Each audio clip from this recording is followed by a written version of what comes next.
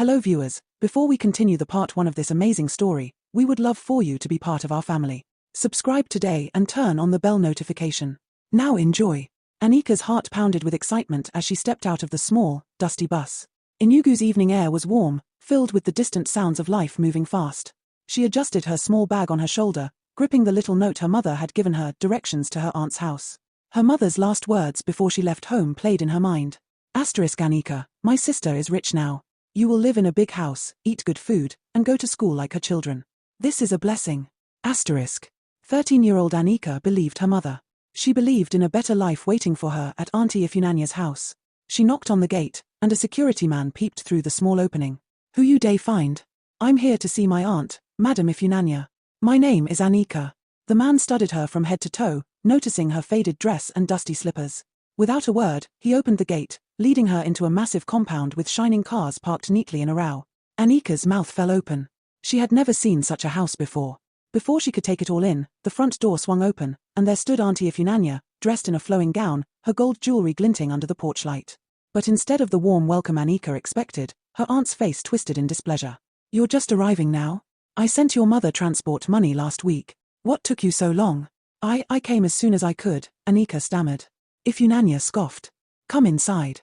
And wipe your feet, don't dirty my floor. Inside, the house was even more beautiful, white tiles, shining chandeliers, and a scent of expensive perfume in the air. Anika's cousins sat on a long couch, pressing their phones, barely sparing her a glance. A man walked in then, tall, dark, and well-dressed.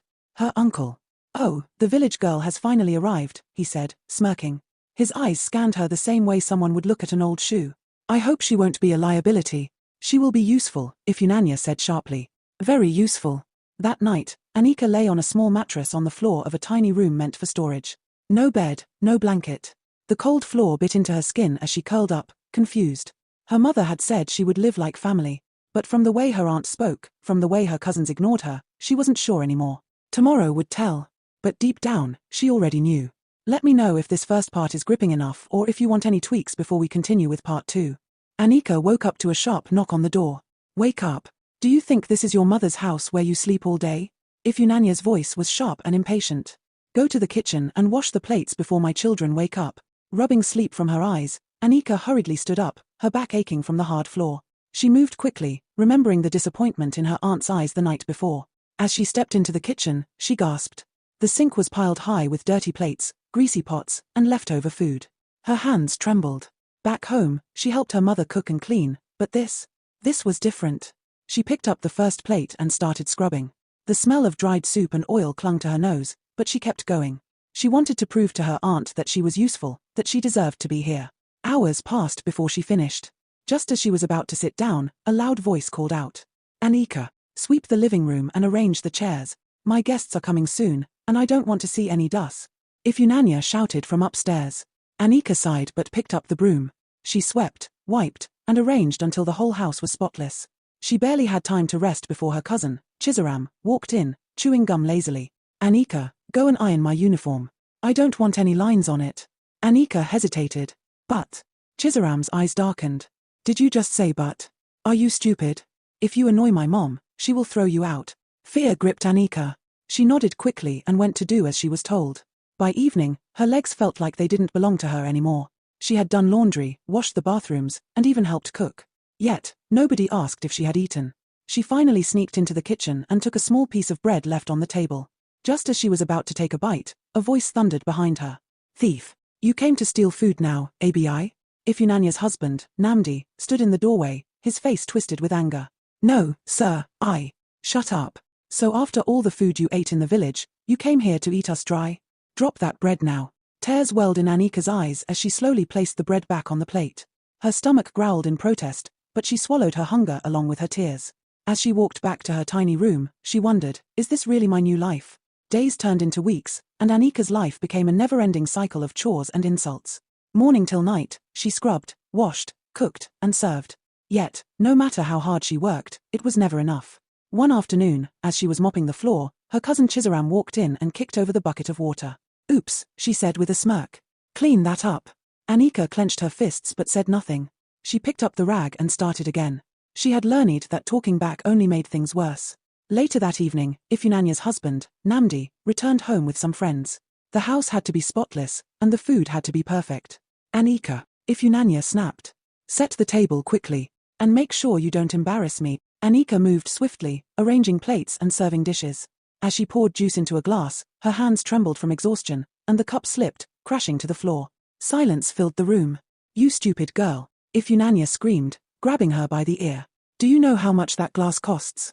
Anika's eyes burned with tears as she mumbled, I'm sorry, Ma. Ifunanya shoved her backward. Sorry for yourself. No dinner for you tonight. Now clean this mess before my guests arrive. As Anika knelt, picking up the broken pieces, she heard laughter from the living room. Namdi's guests were enjoying themselves, eating the food she had cooked, sitting in the home she cleaned, while she, tired and hungry, picked up shards of glass from the floor. That night, as she lay on the cold, hard floor of her tiny room, her stomach empty and her body aching, she wondered if her mother had any idea what was happening to her. Maybe she should write to her. But would it change anything? The morning sun streamed through the window, but Anika didn't feel its warmth. She forced herself up despite the pain in her arms and legs. Today would be like every other day, endless work and insults. She was halfway through scrubbing the bathroom when Ifunanya stormed in. Anika, what is this nonsense? She barked, pointing at a tiny speck of dirt near the sink. I was just about to clean it, Ma, Anika stammered. A hot slap landed on her cheek. Liar, you're lazy and ungrateful. If you don't finish this in 10 minutes, you won't eat today. Tears burned her eyes, but she quickly turned back to scrubbing. She had learned not to cry in front of them, it only made things worse. Later that evening, Namdi had visitors again, and as usual, Anika was forced to serve them. She carried a tray of drinks into the sitting room, keeping her head down. Ah, Namdi, this your house help looks too small for all this work. Oh, one of the guests said, watching Anika struggle to balance the tray. Namdi chuckled. She's fine.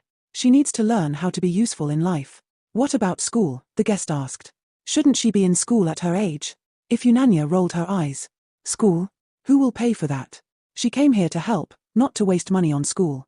The guest looked at Anika, then back at Namdi. This is not right. Every child deserves an education. You people are treating her like a slave. Anika's heart pounded. No one had ever defended her before. She stole a glance at the man. He looked kind, different from the others who ignored her suffering. Ifunanya scoffed. This is a family matter. Let's talk about something else. But the man wasn't done. Namdi, I insist. I will personally sponsor this girl's education. You cannot refuse. The room fell silent. Anika's hands shook. Was this real? Would she finally get a chance to go to school? Ifunanya's face darkened, but she forced a smile. Ah, Oga Emeka, no problem. Since you insist. She turned to Anika with a cold glare. You better not waste this opportunity. Anika could barely breathe. For the first time in a long time, hope flickered in her heart. Anika sat in the corner of the room, her heart still racing. Was this really happening? Someone was finally standing up for her. She could see the anger in Ifunanya's eyes, but she didn't care. For the first time, there was a light at the end of this dark tunnel. The next morning, Emeka arrived early. Anika, get ready. We're going to enroll you in school today, he said firmly. Ifunanya forced a smile. Ah, Oga Emeka, no need to rush. She has many chores to do. Maybe next month. No, Emeka cut in. I insist. A child's education is not something to delay. Let's go, Anika. Anika quickly wiped her hands on her wrapper and followed him. Her heart pounded with every step. She was going to school. They arrived at a modest but decent school in the heart of Enugu. The headmistress, a strict-looking woman with kind eyes, welcomed them. So, you want to start school? She asked Anika. Yes, Ma, Anika replied, her voice barely above a whisper. Do you know how to read and write? Anika hesitated. A little, Ma. I used to go to school before I came to stay with my aunt. The headmistress nodded. We will place you in the right class. Work hard and don't disappoint us. Anika nodded eagerly. I won't, Ma. Thank you. Emeka paid the fees and bought her school supplies. For the first time in years, she held brand new books in her hands. She couldn't stop staring at them. As they left the school, Emeka turned to her. Anika, this is your chance to change your future. Make good use of it. Tears welled up in her eyes. I will, sir. Thank you. When they returned home, Ifunanya barely spoke to her. But Anika didn't care. She had something bigger to focus on now. The next morning, she wore her new school uniform. It felt strange but wonderful. As she stepped out of the house, Chizaram sneered. Look at you. Do you think going to school will change anything? You'll always be our house girl. Anika didn't reply. She just walked past her and out the door. For the first time in years, she felt free. Anika stepped into the school compound, her heart pounding with excitement and fear. She had dreamed of this moment for so long, but now that it was happening, she felt out of place. Would the other students laugh at her? Would they know she had been a house help? She gripped her books tightly as she walked into the classroom. The teacher, a middle-aged woman with a gentle smile, gestured for her to come forward. "Class, we have a new student joining us today. Her name is Anika. Please make her feel welcome." A few students whispered among themselves, but one girl, Adiz, smiled at her. "Come, you can sit next to me." Relieved, Anika took the seat beside Adiz. The lessons began, and though she struggled at first, she listened carefully, determined to catch up. She would not waste this chance. Days turned into weeks, and Anika poured her heart into her studies. She woke up earlier than everyone else to complete her chores before school. No matter how tired she was, she refused to give up. Her teachers noticed her determination, and soon, she was catching up with her classmates. One afternoon, as she was solving a math problem on the board, the teacher clapped. "Well done, Anika. That's correct. Keep it up." For the first time in a long time, she felt proud of herself. But back home, Ifunanya and Chizaram were not pleased. "So now you think you're better than us because you go to school?" Chizaram sneered one evening as Anika sat in the corner revising her notes. Anika kept quiet. She knew better than to argue. "You better not fail," Ifunanya added. "After all the trouble Ogre Emeka went through for you, don't disgrace us." Anika nodded, but deep inside, she made a silent promise. She would not fail. She would make something of herself no matter what it took. Anika's routine became a cycle of hard work, endurance, and silent victories. She would wake up before dawn, complete her chores, and rush to school, always making sure not to give Ifunanya or Chizaram any reason to complain. But no matter how much she tried, they still found something to criticize. One evening, as she was washing the dishes, Chizaram walked into the kitchen with a smirk. "You think going to school will change anything? You're still a servant in this house." Anika ignored her and continued scrubbing the plates. She had learned that responding only gave Chizaram more power. "Look at you, acting like you're special. Let's see how long you last before you drop out." Anika swallowed hard, refusing to let the words sink in.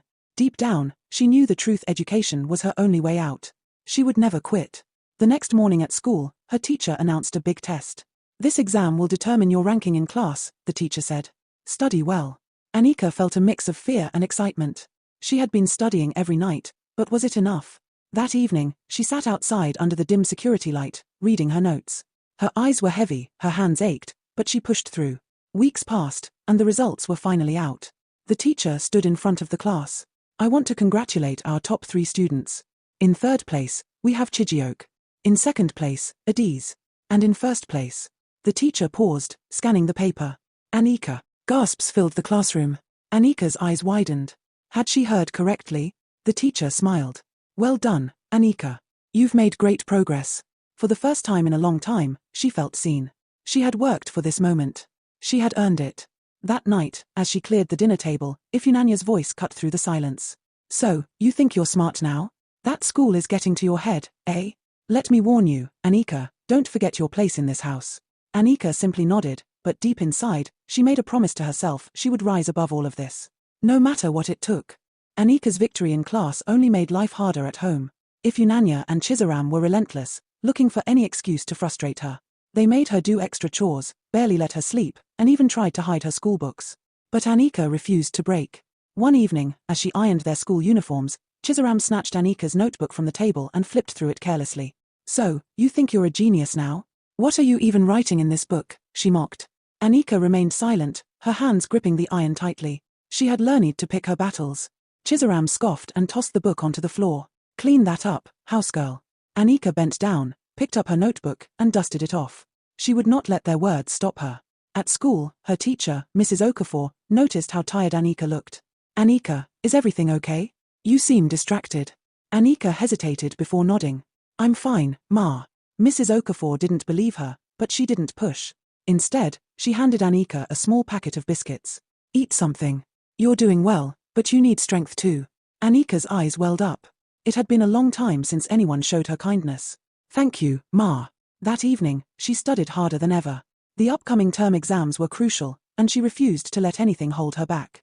She wrote notes in the dim glow of the security light, her mind sharp despite her exhaustion. Weeks later, the exam results were announced. Anika had not only topped her class again, she had the highest score in the entire school. Her teacher beamed with pride. "Anika, the principal wants to see you." Anika's heart pounded as she entered the office. The principal, an elderly man with a warm smile, gestured for her to sit. Young lady, you have a gift. Your hard work is inspiring. We have decided to give you a full scholarship. Your school fees, books, and uniform will all be taken care of. Anika gasped. Sir, are you serious? The principal chuckled. Very serious. Keep working hard. That night, Anika couldn't sleep not because of exhaustion, but because, for the first time in a long time, she felt hope. Real, tangible hope. When Anika got home that evening, she was bursting with excitement. A full scholarship. It felt unreal. But as she stepped into the house, her joy faded. Ifunanya was standing by the door with arms crossed, a frown on her face. Where have you been? She demanded. Anika hesitated. School. Did I not tell you to come back immediately after closing? There are clothes to wash. Do you think you are a queen because you can read book? Anika lowered her gaze. She knew better than to argue. That night, as she scrubbed the bathroom floor, she replayed the principal's words in her head. Your hard work is inspiring. She held on to them like a lifeline. No matter what happened in this house, she had a future ahead of her. Days turned into weeks, and Anika's scholarship became the talk of the school. Even some teachers who barely noticed her before began paying attention. But at home, Ifunanya and Chizaram's bitterness only grew. They doubled her workload, forcing her to stay up late and wake up before dawn. One Saturday, while Anika was outside washing a mountain of clothes, her uncle's friend, Mr. Obinna, arrived. He watched her for a while before calling out, Anika, come here. She wiped her hands on her wrapper and walked up to him, her head slightly bowed. Good afternoon, sir. Mr. Obinna glanced at the heap of clothes, then at the tired look on her face. You are still doing all these chores. Are they not sending you to school? Before Anika could answer, Ifunanya's voice rang out. Brother Obinna, she is just helping out. She is a very stubborn girl, so we make sure she stays busy. Mr. Obinna's expression hardened. Helping out. Every time I come here, this girl is working like a maid. Do you even let her rest? Ifunanya forced a smile. She is part of the family. This is how children learn responsibility. Mr. Obinna scoffed. I see. Anika, come to my office on Monday. I will arrange something for you. Anika's heart skipped. Yes, sir. Thank you, sir. As Mr. Obinna walked into the house, Ifunanya shot Anika a murderous look. You better not say anything foolish when you go there. Anika knew this was a turning point. Something was about to change. Monday morning arrived, and Anika dressed carefully in her school uniform. The scholarship had covered new clothes, and for once, she didn't have to wear her cousin's old, oversized hand-me-downs. She still had chores to do before leaving the house, but she moved quickly, determined not to be late for school or for the meeting with Mr. Obinna. Ifunanya watched her closely as she swept the compound. Remember what I told you, she warned. Don't go there and start running your mouth. If he asks anything, you better say everything is fine. Anika nodded without a word. Inside, her heart was pounding. After school, she made her way to Mr. Obinna's office. He was a well-respected businessman in Enugu, and she felt small as she stood outside his grand office, waiting for the secretary to call her in. When the door finally opened, she took a deep breath and stepped inside. Mr. Obinna smiled warmly. Anika, sit down. How are you? I'm fine, sir. Good afternoon, sir. He studied her for a moment before leaning forward. I won't waste your time. I've seen the way your aunt treats you, and I don't like it. A child should not suffer like that. Your scholarship is a blessing, but I want to do more for you. Anika blinked, unsure of what he meant. I have spoken to the school administration. They will allow you to stay in the school hostel, so you don't have to go home every day. That way, you can focus on your studies without distractions. Anika's mouth fell open. Sir, the hostel? He nodded. Yes. I will cover the fees. You deserve better than what they are doing to you in that house. Do you want this? Tears welled in her eyes. For years, she had endured pain in silence. Now, someone was finally giving her a way out. She nodded quickly. Yes, sir. I want it. Mr. Obinna smiled. Good. I'll handle everything. Just go home today and act normal. Don't tell them yet. By next week, you will move to the hostel. Anika swallowed back a sob. Thank you, sir. Thank you so much. As she left the office, a new feeling bloomed inside her: hope. Real, undeniable hope. For the first time, she saw a light at the end of the tunnel. She was finally going to be free. Anika kept her excitement hidden as she walked home that evening. Her heart was racing with joy, but she knew better than to show it. If Ifunanya or Chizaram suspected anything, they would do everything to ruin it. She had only a few more days in that house, and she wasn't about to risk losing her chance at freedom. When she arrived, Ifunanya was already frowning. Why are you late? She barked. Extra lessons, Anika replied quickly, lowering her gaze to avoid eye contact.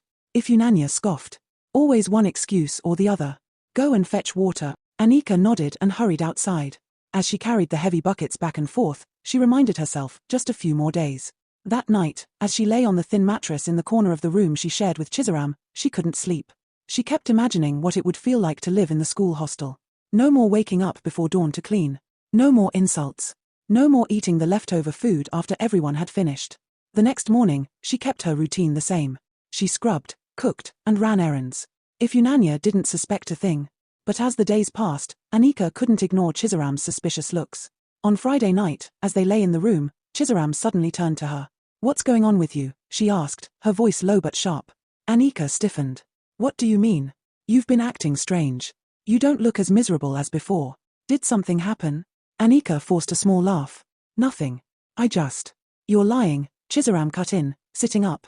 "Tell me the truth, or I'll tell my mother that you're hiding something." Anika's breath caught. If Ifunanya found out? She took a deep breath. "Fine. I got a hostel space at school. I'll be moving next week." Chizaram's eyes widened. "What? Who gave you that?" "Mr. Obinna. He arranged everything." For a moment, Chizaram said nothing. Then, to Anika's surprise, she smirked. "So you're finally leaving.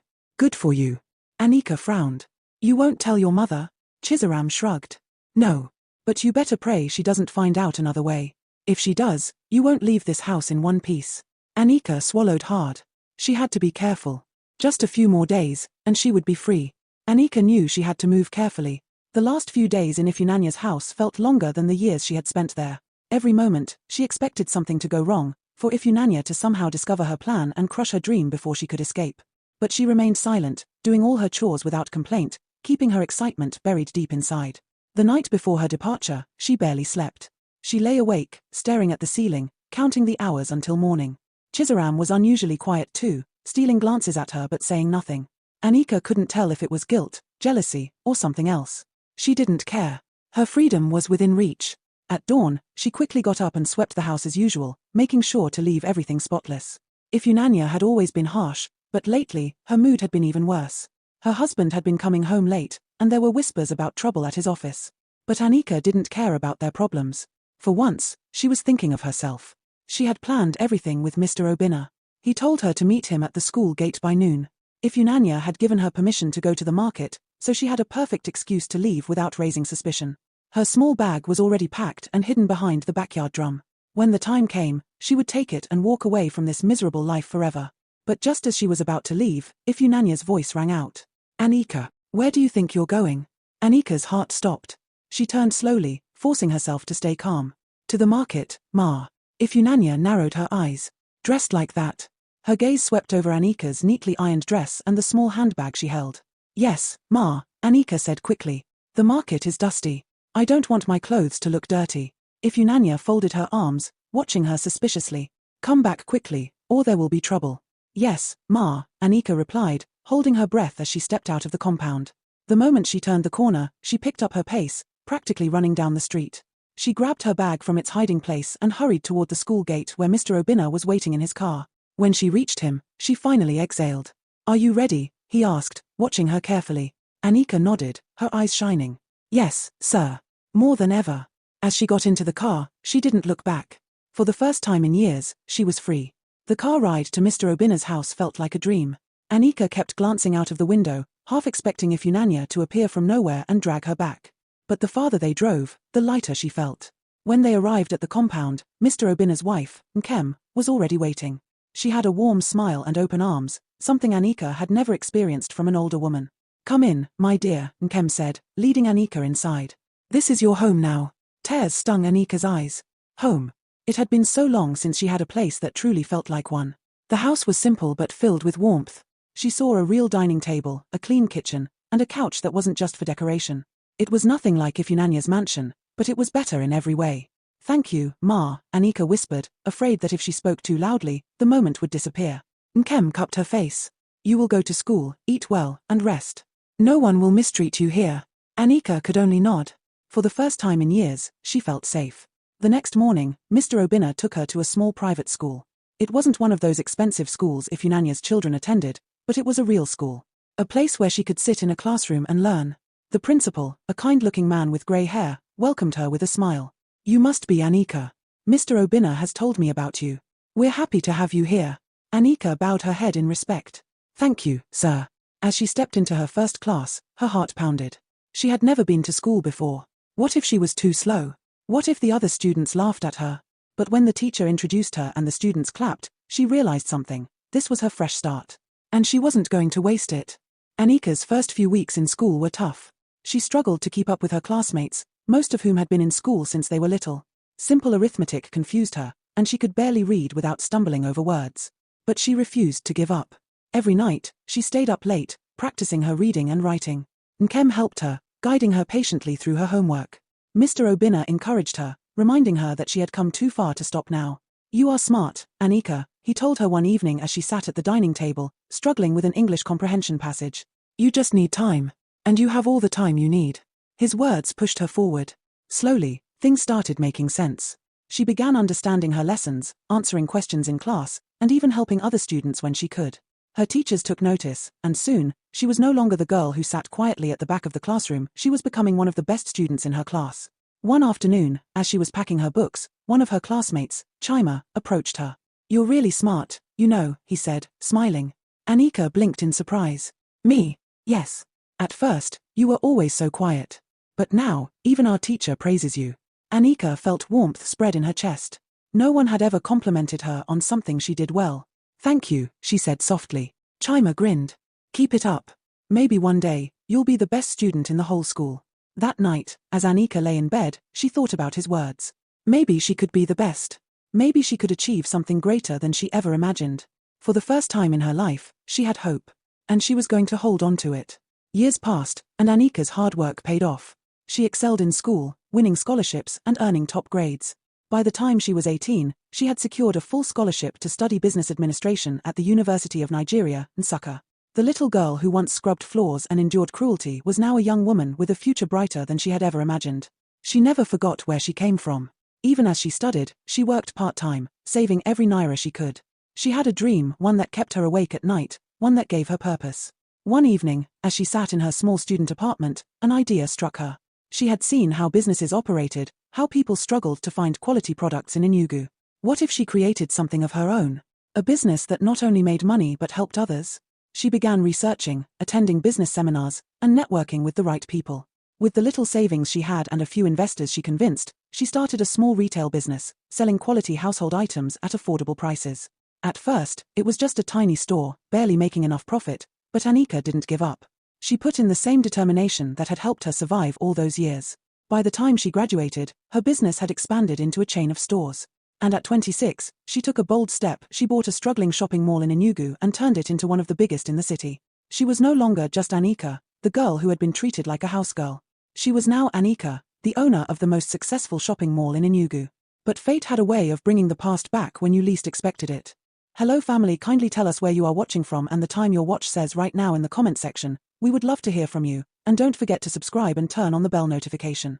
New series are coming very soon. Subscribe. Feel free to support us by joining